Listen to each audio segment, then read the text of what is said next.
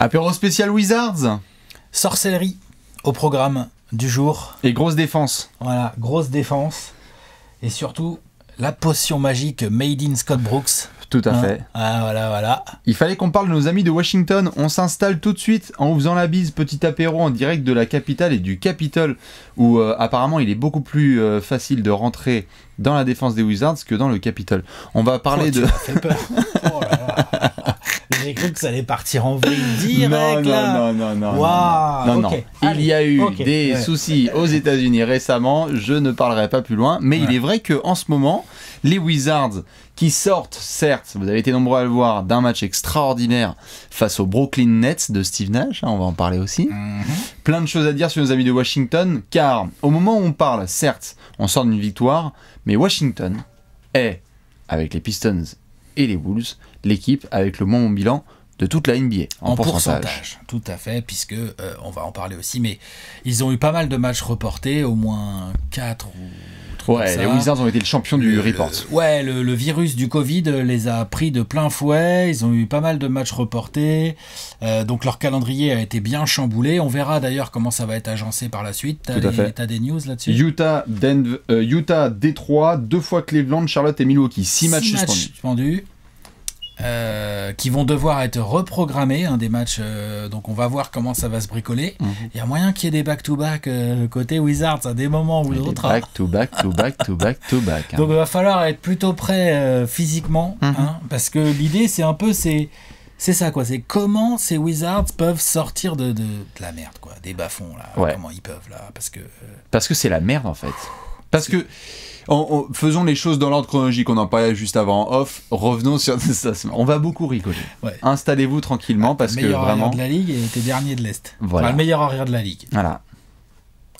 Doucement. Mais l'un des tout meilleurs arrières de la Ligue, c'est-à-dire qu'en l'absence de Klay Thompson... et du départ de Harden à Brooklyn... Et encore qu'Harden, il joue toujours arrière quand même. Ça va. Tu vois. Donc non, mais Bradley Beal Bradley Beal est le meilleur marqueur de la NBA hands down, 35 points de moyenne, complètement incroyable comme joueur. On va pouvoir en parler en bien et en moins bien parce qu'il c'est évidemment pas tout blanc. Clair. Mais il n'empêche qu'en effet, quand tu es aujourd'hui face aux Wizards, eh bien tu te rends compte que tu es sur l'équipe avec ce bilan catastrophique. Revenons dans l'ordre chronologique. On a vu ce match contre Brooklyn et on est obligé d'en parler un petit peu parce que donc l'inverse de l'ordre chronologique. De l'ordre chronologique, on est de aujourd'hui à aller. Pourquoi on fait cet apéro aujourd'hui en fait? Parce qu'on fait cet apéro aujourd'hui, on veut se poser la question comment les Wizards peuvent sortir des bas-fonds. Oui, parce que je ne prends pas moi personnellement cette victoire contre les Nets comme un élément de wow. Non, mais est-ce qu'il pourrait y avoir un début de quelque chose de déclic dans cette victoire qui pourrait servir à Scott Brooks et son staff pour aider la team à remonter la pente. Exactement. Pour moi, démarrer la montée de la pentasse, quoi. Donc oui, il va y avoir au moins 3 minutes de positif pour les Wizards en revenant sur cette victoire. Match fleuve, score fleuve entre les Wizards et les Nets. Il n'y a pas de prolongation. Pas de... Non. Quand vous regardez le score, il y a bien 300 points de rentrée. Il n'y a pas eu de prolongation. Quasi 149, 146. Tu t'es moqué des Wizards tout à l'heure. Brooklyn, c'est plus difficile d'accéder au pont de Brooklyn qu'à leur panier. Tout à fait. On est d'accord ou pas? Complètement. Voilà. Ah non, mais on a dit qu'on allait faire un apéro Nets par la suite. Mais en l'état, on a ce match qui devait défense des Nets, là. Tu devais être face à une nouvelle défaite quand tu es Washington parce que ce match démarre mal. On voit le body language de Bradley Beal qui est horrible, tout à fait. T'as les Nets qui mènent 19-5. On est en train de se dire, bon, ça va être dans la continuité de ce qu'on a vu récemment. Brooklyn va marcher sur Washington et les Wizards, qui sont en train d'imploser, n'ont pas les ressources. Bradley Beal, on le voit, il jette le ballon sur le panier, sur un panier encaissé. Le temps mort, il est assis sur la table. Au temps mort, il rentre, les mecs lui tendent la main, il tape dans les mains de personne, il fait la gueule. Ah, bien sûr, il est même pendant tout un temps mort, il est assis sur la table de marque. En attaque, il se met dans le corner, il attend, il fait rien. Bien sûr, il laisse. Sa première mi-temps, elle est... Non, elle est pas bonne. Wow. Et globalement, Washington n'est pas dedans. De tout. D'attitude. Bien sûr. Mais c'est là que notamment Russell Westbrook va démarrer ce qui est quand même son meilleur match sous le maillot des Wizards, puisqu'il prend vraiment chaud et il met son équipe sur ses épaules. Il prend les 2-3 gaillards qui sont autour de lui, les Garrison Matthews, les Rui Hachimura et compagnie. Robin Lopez, Ish Smith, des mecs qui amènent de l'énergie quoi qu'il arrive, quoi, on va dire. C'est ça. Mais attention, mais voilà. Parce que tu dis, il prend feu au scoring. C'est vrai qu'il prend feu au scoring, ça se met à rentrer et tout. Mais surtout, c'est le premier match de Westbrook. Il l'avait dit là qu'il était revenu un petit peu, qu'il se sentait bien physiquement et tout. Bon bah là, on a vu, on a vu attention les haters de Westbrook, le type n'est pas tout à fait cramé. C'est pas encore terminé. Moi j'étais devant le match, il fait une entame de match assez dégueu Westbrook. C'est-à-dire qu'il y a l'énergie et tout, mais les tirs rentrent pas, puis les choix sont chelous. Mais après, c'est vraiment du Westbrook dans le texte. C'est-à-dire que ce mec ne doute jamais en fait. Bah c'est ça, et pour la foule historique, pour ceux qui ont vu soit les matchs des Wizards et donc qui sont probablement alcooliques à l'heure qu'il est, le match précédent c'était contre Atlanta, une défaite encore sur un score fleuve. On sort de ce match-là en plus. Et tu as Westbrook qui est expulsé avec Rajon Rondo qui le pique à vif, c'est-à-dire allez mec vas-y sors parce que c'est des OG, c'est des vétérans, c'est des meneurs qui sont là depuis longtemps. Rondo se fout de sa gueule, c'est une victoire d'Atlanta large et donc Westbrook qui se fait expulser revient le couteau entre les dents.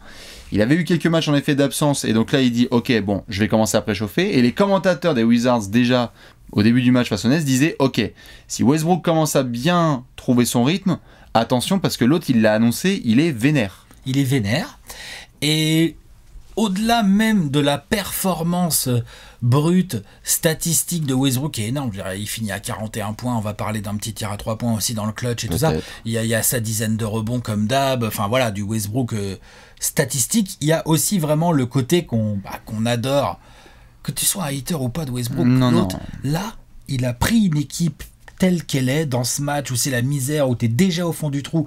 En face, il y a Kevin Durant, il y a Kyrie Irving, enfin il y a les Nets et tout, il y a Joe Harris, l'autre. Joe Harris, il rentre tous ses tirs et tout forcément. Bref, et tu sens qu'il a complètement, à lui seul, Westbrook a retourné le momentum de ce match. À tel point que le Bradley Beal qu'on voyait dégoûté en première mi-temps a petit à petit lui aussi commencé à chauffer et lui aussi commencé à serrer les pecs et à y croire. À smiler tout à fait. Incroyable. Parce qu'il est pas incroyable. Bien sûr. Dans le même match, je veux dire, toi c'est pas. Il est bien sûr il est pas du tout dedans Bradley Beal et en voyant son copain qui fait ça, bah forcément ça te donne envie de te défoncer. Donc c'est le premier à le rejoindre dans le bateau. Merci encore une fois la défense de Brooklyn qui se permet de laisser de l'espoir à une équipe qui est normalement la première à annoncer la défaite quand tu vois le début du match. Et Westbrook, en effet, il y a ce côté, allez, je vais mettre la franchise, mes coéquipiers, mon coach, mon état, ma capitale, tout ce que tu veux sur mes épaules, et on y va les gars. Et c'est pas non plus n'importe quel contexte, c'est-à-dire que Westbrook, Kevin Durant en face. Il y a Kevin Durant en face, donc il y a aussi des tirs qui va aller contrer. Il y a un contre de Westbrook sur Kevin Durant où c'était limite la fête nationale dans l'Oklahoma. Et il y a cette fin de match, on se rapproche de cette fin de match où tu vois Brooklyn gérer ça normalement, puisqu'en plus même KD. Il y a Kyrie qui chauffe en fin de match. Mais Kyrie est en train de chauffer trop sale, tout à fait. Donc tu te dis normalement Brooklyn va terminer ça, il n'y a pas de problème. Tu mènes 145-141 à 12 secondes de la fin. 146-141. 5 points d'avance. 12 secondes de la fin, Bradley Beal monte la balle. Ficelle de loin, c'est normal, il shoot quoi, il met ficelle. Et là on a Joe Harris qui faisait un très bon match en attaque et tout machin, qui là n'est pas précautionneux sur sa remise en jeu, ils sont pas concentrés. C'est la faute de tout le monde. Temps mort aussi. Enfin, c'est la faute de tout le monde. Je veux pas le mettre que sur Joe Harris, n'empêche que merde, il est joueur de basket professionnel, il se fait intercepter par Garrison Matthews, bon. Oui.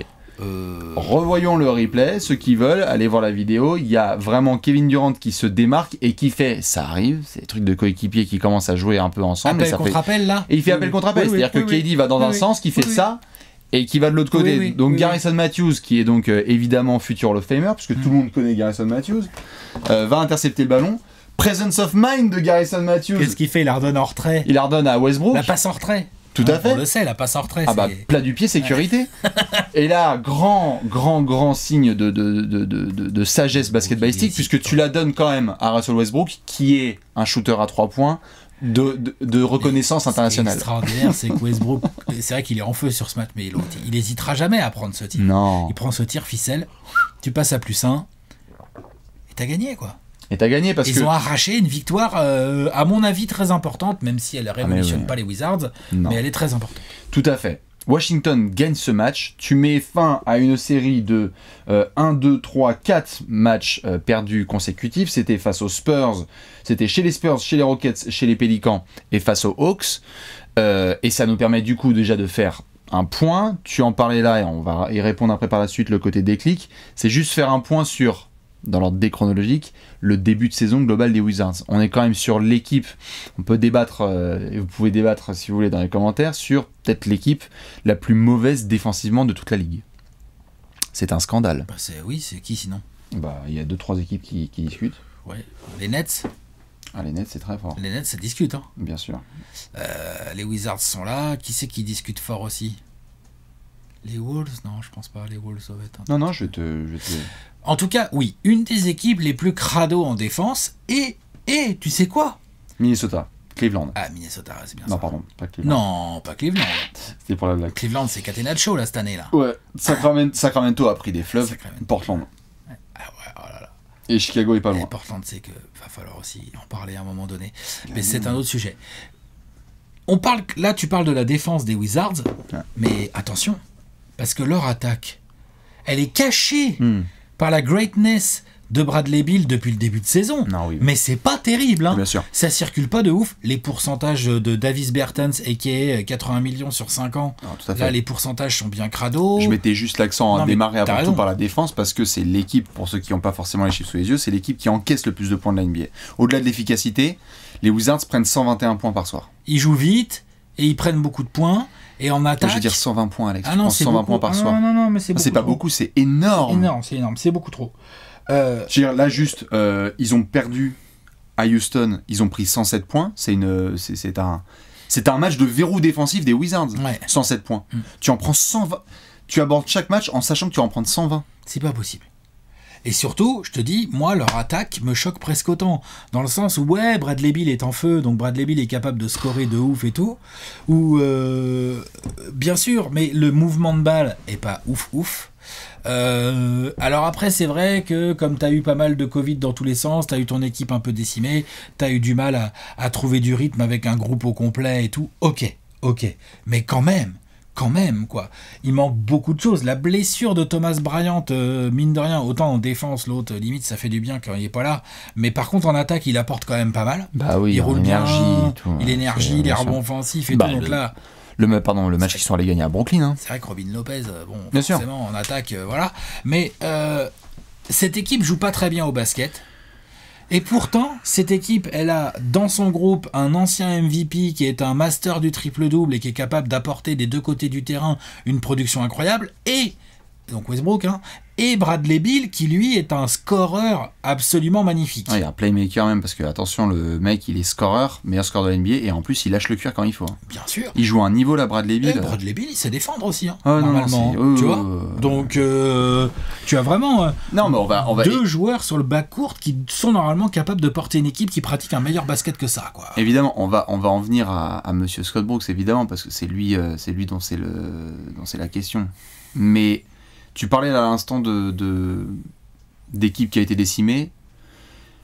Les Wizards ont été la punchline pendant 2 semaines. Je dirais, dès que tu croisais la route des Wizards, en gros, on se demandait si t'avais pas chopé le Covid. Et on n'est pas en train de rigoler au niveau sanitaire, c'est simplement que vraiment les Wizards ont été l'équipe, je veux dire, 6 matchs d'annulés, c'est chaud. Donc déjà, Memphis, faut regarder, Memphis, tout à fait annulé pas mal aussi. Bien sûr. Et en tout cas, Washington a été vraiment la punchline. On rigolait, on disait genre, mon Dieu, Phoenix, on en rigolait. C'était genre, Phoenix, vous avez affronté Washington, bah attention parce que votre prochain match, il est annulé, les gars. C'était sûr, parce que c'était vraiment une galère. D'ailleurs, on a joué Washington, Phoenix, on n'a pas joué pendant une semaine. Et vous n'avez pas joué, tout à fait. Ah non, mais complètement. Et d'ailleurs, je regardais là le seul joueur. Ils ont joué 16 matchs, les Wizards. Il y a un seul joueur qui a joué les 16. Tu sais qui c'est ? Les 16 Rui Hachimura ? Non, il était blessé un peu. Ah oui, c'est vrai. Robin Lopez. Ouais. C'est le seul mec qui a été là. Il est même titulaire. Ouais. Et c'est le seul mec qui a été là sur les 16 matchs des Wizards. Bon, après, Bradley Beal, il a loupé quoi ? Il a loupé un match, okay. Tout à fait, mais il y a eu Bertans, Hachimura qui a eu aussi des soucis de santé, Westbrook qui a des soucis de santé, et donc le groupe déjà, on avait parlé de ça, je crois, je sais plus, je crois que c'était sur Utah, on avait fait un apéro, on avait dit, putain, on savait que cette saison, il y allait avoir des équipes plus ou moins handicapées, et on regardait Utah et on se disait, les mecs, ils ont tout le temps le même 5 majeurs, ils sont à 15 sur 15, il n'y a pas de souci, donc tu sais qu'est-ce que tu fais chaque soir. Là, t'es Washington, tous les soirs, tu te dis, mais qui est présent ? Pour leur trouver quelques excuses entre guillemets. Oui, non, mais attends, c'est difficile de trouver une équipe qui a été plus affectée. Oui, non, c'est clair. Memphis, je te dis, un peu Dallas aussi. Miami. Miami, pareil, il faudra qu'on en parle, mais Miami, entre les blessures et le Covid, tu sais qu'ils ont quand même eu... et puis à Portland, mais ça c'est juste blessure. C'est juste les blessures, Portland. Non, mais les Wizards, effectivement, vachement affectés, effectif qui est jamais le même. Donc, est-ce que dans la foulée d'un match comme celui-ci, qui peut, je dis pas que ça va révolutionner encore une fois les Wizards, mais qui peut servir de déclic sur pas mal de points, par exemple, il peut redonner un petit peu de baume au cœur à Bradley Beal. Bradley Beal peut se dire « Ok Russell, j'ai reçu, on y va, on est un backcourt de malade, c'est pas grave. Notre front courte, tu sais quoi notre front courte, c'est Deni Avdija, Rui Hachimura, Robin Lopez, mais c'est pas grave, on y va et on va essayer de gagner les matchs, parce que c'est ça dont on parle. C'est possible, ça redonne un peu de baume au cœur. Maintenant, si tu continues avec ce manque de fond de jeu là, avec pas de défense et une attaque, le mouvement de balle est parfois suspect, qu'est-ce que tu peux espérer en fait? Tu vois, c'est compliqué quand même. Hein. C'est pour ça que par rapport à cette question... Est-ce que ça peut se mettre à jouer là tout d'un coup? Le positif, je pense, tu vas me dire, c'est... mentalement. Mentalement. Si Westbrook vraiment est bien dans ses pompes, que physiquement il peut enchaîner plusieurs matchs et que donc t'as Westbrook et Bill qui sont ensemble sur le terrain, faut arrêter de déconner, Washington va redresser sa saison. On l'a bien vu contre les Nets déjà. Après les Nets défendent mal, mais ça reste les Nets. Tout à fait, et contre les Nets une fois et contre les Nets deux fois. C'est la deuxième fois de la saison que Washington bat Brooklyn, donc limite ils font une série en 4, ils les upset. Non mais c'est vrai, ils les ont battus déjà un peu plus tôt en début de saison. À mon avis, quand il y a Westbrook qui est en forme avec Bill, on évite ces situations des derniers matchs où j'ai l'impression qu'il n'y a pas une seule minute de la rencontre où il n'y a pas une caméra de la prod qui doit pas être focalisée sur Bradley Beal, et quand tu peux, il y a zoom. Avec Bradley Beal qui fait des gestes comme ça, tu vois, enfin il rentre, voilà, c'est ça, il est comme ça sur le banc, ou alors il est comme ça, et t'as vu le moment où il est derrière le temps mort, il a tous les joueurs qui sont là, lui s'assoit derrière, il parle. Ce que je disais, c'est il était sur le bord de table, sur le scoreboard, alors que les mecs sont tous dans le temps mort, quoi. Donc à la limite, la perspective que ça peut aider quand même mentalement. La perspective que Westbrook puisse rejouer à fond, normalement tu peux gagner des matchs. Avec son énergie, avec le côté rebond, avec le côté, tu sais quoi, on est mené de 20, mais c'est pas grave en fait. Je suis Westbrook, on y va, on joue. Tout à fait. Et avec... Ça c'est bon quoi. Bien sûr. C'est de la bonne énergie. Tout à fait. Et avec les côtés aussi qu'on connaît, c'est que là on fait un apéro en sortie de Westbrook qui vient de faire une sauce. Il a mis le 3 points, mais attention, il va pas le mettre à chaque fois celui-là. Il y a aussi les matchs. La bête. Tout à fait. Il y a aussi les matchs où tu vas être là genre merde. Westbrook a fini à 6 sur 21. Ils ont perdu de 4. Merde, Bradley Beal, il a pas eu un ballon sur les 3 dernières possessions. Ouais. Attention à ça aussi. Il a 7 turnovers, dont 4 dans le dernier quart. Ouais, c'est ça. Et Bradley Beal, il a pas pu, tu vois, parce qu'il y a ça aussi, attention. Parce que je veux dire, Westbrook a fait un match incroyable là, contre les Nets, mais Bradley Beal a été très clutch. Le dernier quart de Bradley Beal, la deuxième mi-temps dans l'ensemble et son dernier quart, c'est extrêmement sale. Bien sûr. Non, mais pour eux, c'est très bien si t'as Westbrook et Beal qui peuvent se remettre tous les deux en piste et avoir plusieurs matchs de suite. S'entendre. Oui. Oui. Ouais. Ouais, je pense aussi. Je suis d'accord. Non, je pense que ça. Après, ça reste une équipe sans Thomas Bryant en plus, avec un rookie Avdija qui a quand même pas mal de temps de jeu, qui fait ce qu'il peut, mais c'est pas simple. Rui Hachimura qui est toujours à la recherche de son tir. Et Rui Hachimura. T'es un peu blessé aussi. Ouais. Oui, il a été un peu blessé, mais enfin. Non, mais on vient de parler de Utah, tout à fait, je suis d'accord, on a fait un apéro Utah, on a dit tiens, c'est marrant, t'as l'impression que n'importe quelle personne qui rentre sur le terrain sait son rôle, son poste, son temps de jeu et ses shoots. Ces pourcentages sont meilleurs que ce que j'aurais cru. 45% au tir, Rui Hachimura. Non, ça va en soi. J'aurais cru que c'était moins bon. Non, mais c'est juste que, à mon avis, l'impression que t'as, et qui est totalement normale, c'est qu'on faisait un apéro Utah où on disait, comme pour les Lakers, tout le monde est à sa place. Tu rentres en jeu, tu sais ce que tu fais. Là, il y a des mecs, c'est des poulets sans tête. Là, ils rentrent et tu vois Rui Hachimura et tu fais... Je suis 3 ou je suis 4? Je prends des jump shots ou je pose des écrans? Je vais au rebond ou je défends sur qui? Je défends tout court. Même tout court. Non mais c'est... Là on en arrive à ton pote. Et c'est là que ça fait un quart d'heure qu'on fait cette vidéo et que maintenant on va arrêter de kick l'éléphant in the room comme on dit. Parce qu'il est trop grand dans la pièce l'éléphant. Parlons de Scott Brooks. Ouais, j'ai quand même... Enfin je sais pas. Autant sais pas l'année dernière, si je sais. En fait, je sais. L'année dernière, c'était hyper rigolo. Les Wizards, ça attaquait de ouf et tout. Ils étaient même dans la bulle, parce qu'ils avaient un bilan qui leur permettait d'être dans la bulle et tout. Mais parce qu'on n'avait aucune attente. Il y avait zéro attente. Là, vu que t'as Westbrook et qu'on a vu ce que Bill est capable de faire, t'as un backcourt quand même deux mecs qui normalement sont potentiellement des All-Stars tous les deux. On les a mis, je sais plus où est-ce qu'on les a mis dans les previews. On les a mis là, 8ème, 8ème, je dirais. Ouais. Je crois. 8ème, ouais, mais c'est ça. On a dit genre Westbrook arrive, il gagne une place. Ouais, genre ça gagne une place. Allez. Allez, vous changer Let's go. Non mais oui, tout à fait. On les a placés, donc on avait des attentes, ouais. Tu parlais de bulle. La bulle, ils ont eu un bilan suffisant pour être qualifiés dans la bulle, même s'ils n'y ont rien fait. Bon, il n'y avait pas Bradley Beal et tout. Bon, attention, voilà. Mais là, cette année, avec ce backcourt, et après, bon, Thomas Bryant se blesse, tout ça, il y a des choses effectivement qui jouent contre eux, mais quand même, on peut que être déçu par ce qu'on. J'ai pas l'impression que Scott Brooks, il a son groupe en main là. Ah non, mais il a pas grand chose en main. Ouais. Ça, c'est un vrai problème, et je pense que... Est-ce que dans l'attitude de Bradley Beal, il n'y a pas aussi du « Hey, allô, le GM, on changerait pas de coach, là ?» C'est là que tout à fait... Je sais pas, après bien sûr, mais c'est pour ça qu'on arrive à cette situation, c'est quand on parlait de focus caméra, et puisque là on parle de Scott Brooks, évidemment, je sais qu'à partir du moment où on parle d'un apéro Bradley Beal, on va poser la question, et il y a plein de gens, à mon avis, qui vont se dire « Mais...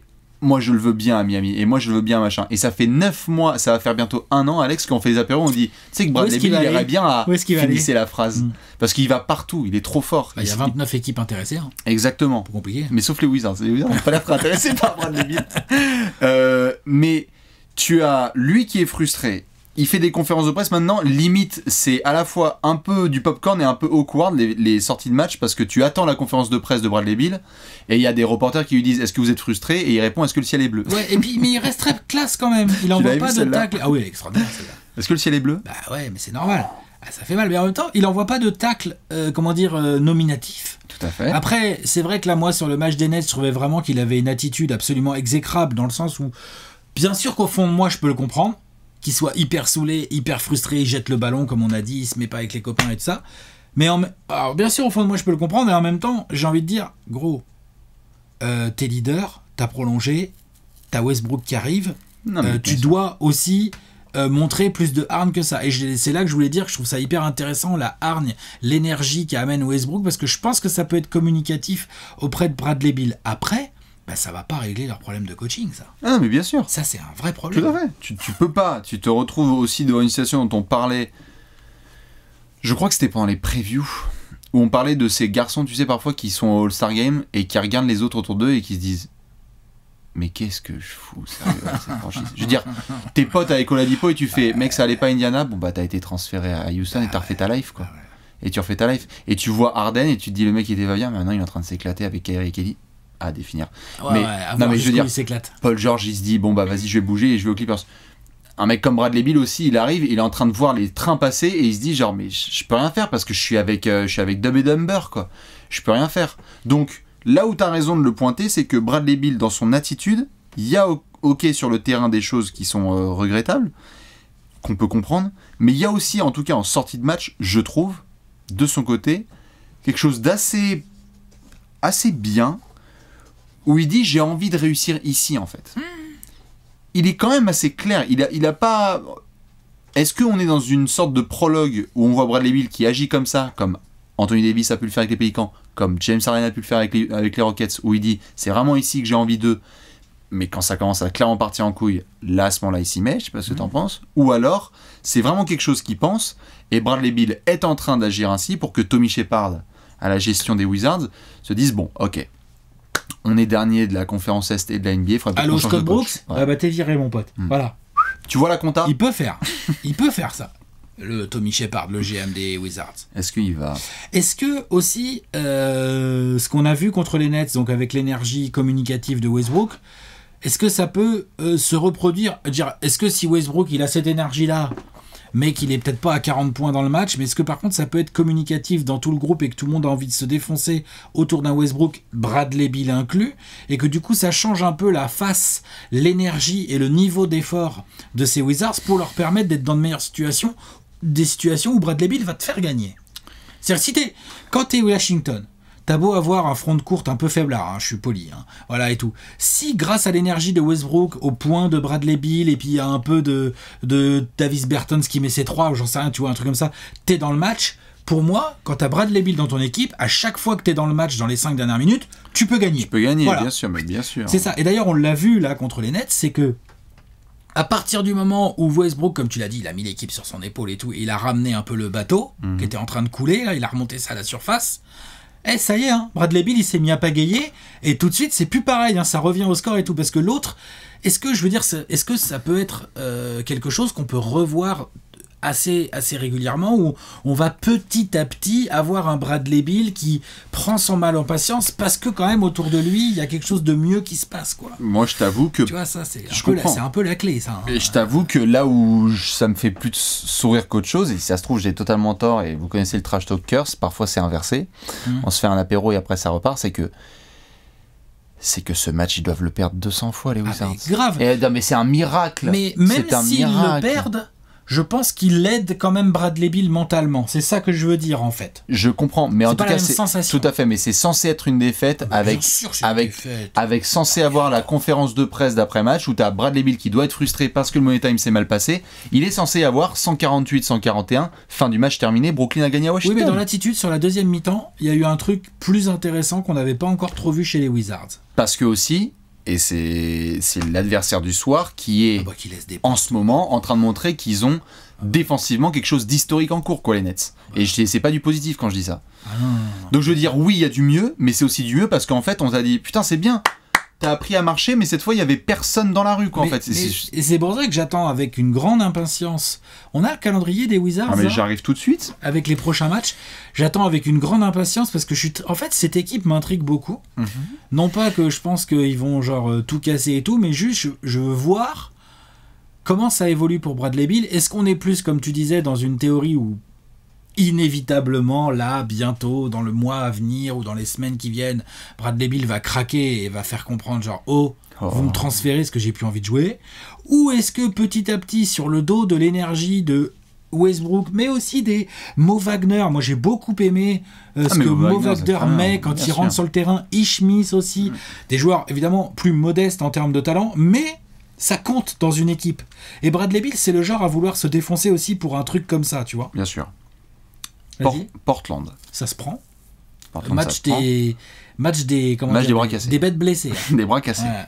Mais attention, parce que Damien, porte ouverte, attention. Demande au Bulls comment il est. Et même Melo, le revenge game de je mets 21 points aux Wizards parce qu'en fait j'ai des spots. Enfin, déjà, battre Portland, tu peux le prendre, mais je dis pas que c'est la garantie de l'histoire. Ce qui est assez intéressant dans ce match, c'est que les deux doivent le prendre. Portland et Washington, ça doit. Donc je me demande à qui je fais confiance. Justement, mais à qui tu fais confiance? À Portland. Ah ouais? Ouais, mais bon. Tu sais que je veux bien voir le match, moi. Ouais, mais moi aussi je veux voir le match, mais bon, là je balance un prono parce qu'on aime bien rigoler derrière et dire Bastien, t'as dit que de la merde. Miami, 2 fois Miami. Qui va un peu mieux. Et qui en même temps qui est voilà. Allez, qui est pas dans la forme. Ils ont chié contre Charlotte, mais sinon ça va. Ils ont 2 fois Miami. Tu vas à Charlotte. Mais c'est Charlotte, attention. Hein. C'est pas une équipe facile à prendre en ce moment. Tu vas à Chicago. C'est bien, ça va, c'est intéressant. Tu joues contre Toronto. De toute façon, ils sont derniers de l'Est, donc tous les matchs vont être durs. Hein. Ils vont jouer que des équipes mieux classées. Tu joues contre Toronto, tu joues contre les Knicks, tu joues contre Boston, Houston, Denver, Portland, Lakers, Clippers, Denver. Enfin, donc tu vois, dans une série comme ça, Lakers, Clippers, Denver, attention, en fait, on n'en est pas là. Voilà, je me permettais, il faut gagner au moins des matchs jusqu'au 13 février. Parce que le 14 Boston, le 16 Houston, le 18 Denver, le 23 les Lakers et le 24 en back-to-back les Clippers. Donc combien il y a de matchs là jusqu'au 14 février? 5, jusqu'au 14 février, tu en as 1, 2, 3, 4, 5, 6, 7. 7 matchs. Il faut... Attends.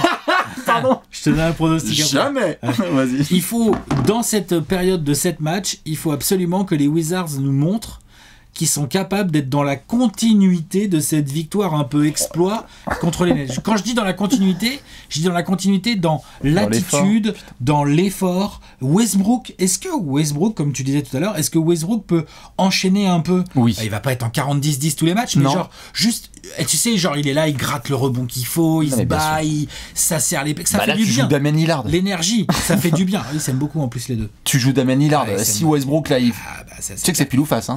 Ça peut être 30-10-10 ou ça peut être 10-30-30. Hein, putain. Donc voilà. Donc écoute, ça c'est important, mais déjà pour essayer de gratter quelques victoires le soir où les Bulls se chient dessus, parce que, dis donc, la défense sur le backcourt des Bulls depuis le début de saison, Donc là, tu joues Westbrook et Bradley Beal. Bradley Beal, il peut en mettre 70 contre les Bulls, là, vu comment les mecs défendent des bacs courtes. Oui. Attends, là, il va falloir en parler aussi de Kobe White et Zach LaVine à un moment donné. Chaque apéro, on s'entend. T'es d'accord. Chaque apéro, on s'entend. T'es d'accord, faudra qu'on... Tu le notes. Faudra qu'on en Non, mais c'est la semaine spéciale défense, on fera que des apéros. C'est ça qui va m'intéresser, là, vu qu'on est sur les Wizards. Moi, ce qui va m'intéresser, c'est comment ils évoluent dans l'attitude par rapport au talent qu'il y a sur leur back courte et par rapport aux joueurs autour qui sont certes limités, mais on le voit, même quand ils sont en train de prendre une branlée contre les Nets, Mo Wagner, Robin Lopez, Ish Smith, ça rentre sur le terrain et ça joue. Tout à fait. Voilà. J'offre un espoir un minimum de continuité pour ces Wizards qui n'en ont eu aucune sur le début de saison. Aucune, donc je veux bien voir s'ils sont capables, de jouer des matchs de basket. Parce qu'à la limite, tu joues des matchs de basket et t'as perdu 3, t'as peut-être fait 2 victoires, 1 défaite et en déplacement, et le dernier match de ton road trip, tu lâches un peu, ça arrive. Ça arrive, c'est pas grave, il n'y a pas l'effort, ça arrive.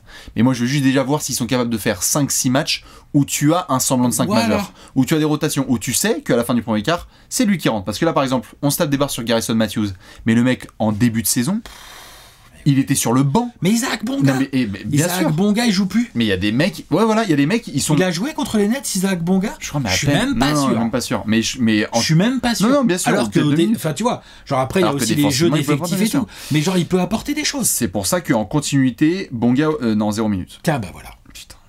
Et Jérôme Robinson, il a joué contre... Non, il n'a pas joué non plus contre... Non, mais en même temps, il a joué contre les Hawks et je peux te dire que c'était quelque chose. Non, mais voilà, mais aussi... non, mais c'est vraiment... Attends, il fait partie des jeunes joueurs qui auraient besoin, quoi. Oui. Et Troy Brown Jr., non, il est peut-être blessé, lui, en ce moment. Non. Il est peut-être blessé. Non, mais tu vois, il y a des joueurs... Mais c'est pour ça que je te dis, si on peut avoir plusieurs matchs de suite où on a un peu de continuité pour les Wizards, tant mieux. Rien que déjà physiquement, et après, dans les joueurs qui sont envoyés sur le terrain. Si tu peux déjà avoir ça... Parce que le basket, c'est... Je veux dire... Tu peux pas jouer en NBA et être efficace si tu as pas un minimum de continuité. On en a parlé, on l'a répété pendant toutes les previews. Là, cette saison, il va falloir de la continuité. Les équipes avec de la continuité vont s'éclater. Donc il faut pouvoir compter là-dessus. Si tu peux pas, bah c'est une galère. C'est pour ça qu'on va parler de Dallas, qu'on va parler d'autres franchises, etc. Donc, moi, je leur donne cette chance-là. Par contre, je t'avoue, personnellement, que quand on avait Scott Brooks, dos au mur, 0 attente, et j'essaye de faire... Scott Brooks lui demande de faire de la ratatouille avec des restes qu'il y a dans le frigo, pourquoi pas ? Ça va, mais là non, ça va pas. Mais Scott Brooks, tu lui demandes, oh putain, j'ai des attentes et on me donne des vrais joueurs et je vais essayer d'eux, c'est pas possible. Donc, je vais pas revoir nos attentes, on avait dit qu'on parlait de playoff, bah allons-y. Putain, Bradley Beal encore là, on va se ramener là avec les hashtags NBA All-Star Vote et on va encore avoir Bradley Beal qui en chie parce qu'il regarde le All-Star Game à la télévision. Allô, le meilleur marqueur de la NBA ? Ils ont 15 matchs en février sur 28 jours. Ah bah déjà, va falloir... Regarde le 23-24. Il y a le 23-24. Ouais, sympa. Petit back-to-back à Los Angeles. Puis non, puis ce qui est bien, c'est que pour se remettre en forme après le back-to-back à Los Angeles, ils sont de passage à Denver. Puis Denver qui est attirant. Mais non, ils ont 15 matchs en février plus 3 en mars d'ici la pause, donc ça fait 18 matchs. Ils sont à 4 victoires, 12 défaites. D'accord ? Qu'est-ce qu'on peut espérer pour se remettre un peu dans la course ? Sur 18... ils vont jamais en gagner 9. S'ils en gagnaient 9, ça serait extraordinaire. Mais tu peux parce que tu peux pour une raison simple, c'est qu'aujourd'hui, Alex, on l'avait dit avec toutes les franchises, on l'avait dit offensivement, on avait dit des équipes qui sont élites en attaque peuvent se permettre d'avoir une défense de merde. Là, c'est le cas. Là. La défense de merde, là, on y est. Sauf que là, ils ont une attaque middle avec une défense exécrable. Donc si rien que déjà... Ok, défensivement, tu peux continuer à prendre des porte-avions dans la gueule. Mais rien que déjà, attaque mieux. T'es les Wizards, avec des gars comme ça, et t'es la quoi, 13e, 15e meilleure attaque de NBA ? Oh. Non, ils ont la, je veux dire, tu l'as dit, ils ont la meilleure pace de NBA. C'est l'équipe la plus rapide de toute la NBA. C'est l'équipe la plus rapide cette année ? Ouais, ils ont la meilleure pace. Je te laisse vérifier, mais je crois qu'ils ont la meilleure pace. Mais je vois Washington qui... Pace la plus élevée. Ils ont la pace la plus élevée. C'est l'équipe qui galope le plus, et t'es la 13e. Vous imaginez, je veux dire, t'es l'équipe qui court le plus, et t'arrives même pas à être la meilleure attaque. Ou au moins une top 6, top 7 attaque, tu vois. Donc un petit 50% d'ici la pause de mars pour se remettre un poil dans la course et remonter un petit peu, même si c'est pas ça qui va te ramener dans le positif parce que t'es un peu loin, mais au moins te remettre un peu dans une dynamique un peu meilleure pour aborder la deuxième partie de saison en disant bon, on peut accrocher le play-in, tu vois. Genre potentiellement c'est faisable, quoi. Tout à fait. C'est ça l'objectif. Bien sûr. Et à ce moment-là, je te pose la question, et c'est la question fatigue et qui fait baver 29 franchises. On entend Scott Brooks dire « Vous pouvez raccrocher ». Il a dit ça en conférence de presse, j'étais mort, je me suis dit « Mais mec, t'es bourré ». Il a dit Vous pouvez dire aux 29 autres franchises qu'on répondra pas aux appels téléphoniques, genre c'est lui le GM. Enfin, est-ce que Bradley Beal fait toute la saison Wizards? Ça fait 1 an qu'on en parle. Putain.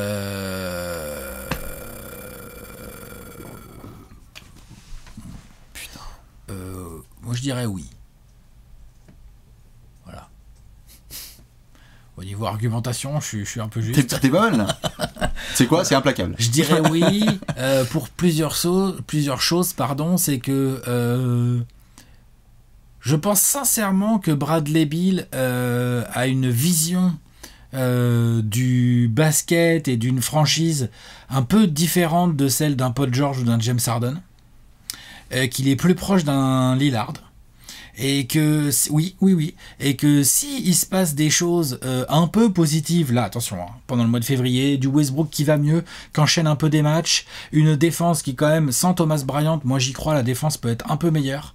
Un peu, hein, pas non plus, voilà, mais je pense qu'entre l'énergie et l'apport offensif et même global de Westbrook, plus une défense qui pourrait peut-être se responsabiliser un petit peu, tu peux gagner quelques matchs qui peuvent suffire à te faire garder Bradley Beal.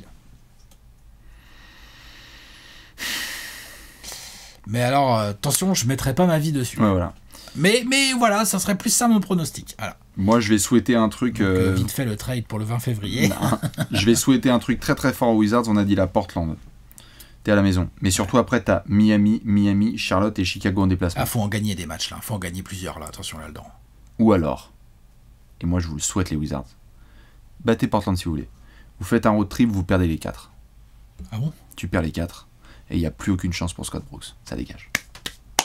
Tu ne peux pas revenir ce road trip avec 0 victoire. On est d'accord. Mais est-ce que tu crois que... Tu as un coach juste, on est d'accord. Je comprends. Deux fois Miami, Charlotte et Chicago. Tu reviens, tu te prends 4 défaites. Non. Il est impossible que le mec revienne dans le vestiaire. Non, c'est impossible.